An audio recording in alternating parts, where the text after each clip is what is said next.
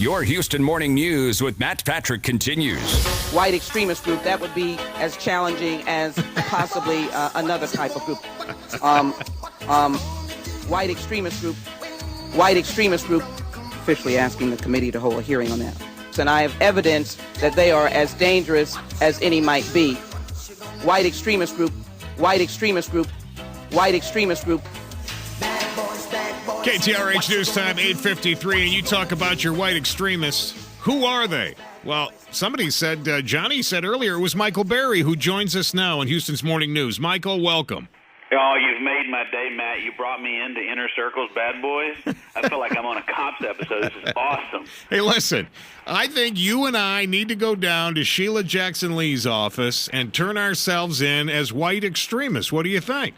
I think this woman is absurd and ridiculous. Hey, you know, you're doing a great job, and we're loving having you in Houston, but since you're not originally from here, I have to tell you the best Houston Sheila Jackson Lee story with Tropical Storm Don out there. She was made famous, one of her many reasons, by declaring that we should have black names for hurricanes. No, I remember that. It could have been Shaniqua instead of Don.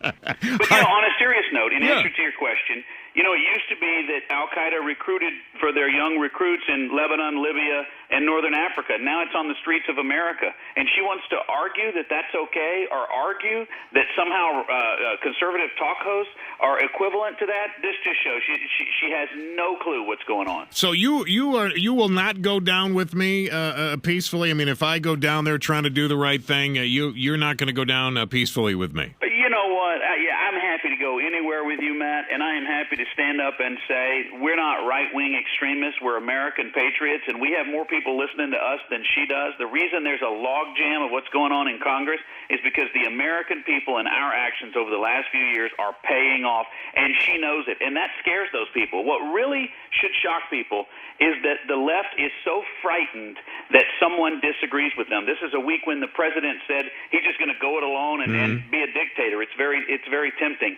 That's frightening. Now, let me, you know, I listened to you yesterday, and you were talking about that people think that you're a racist. And it's interesting how Sheila Jackson Lee many times will use the race card when she doesn't seem to have anything else to defend herself with, whether she's talking about the president, nobody's raising the debt ceiling for him because he's black, or she's talking about the fact that it's actually white right-wing extremists that are far more dangerous than radicalized Americans. Well, she's not the sharpest pencil in the pack. We know that. And much like Al Sharpton, when they get caught in an intellectual quandary, they just declare that the other side is a bunch of racists.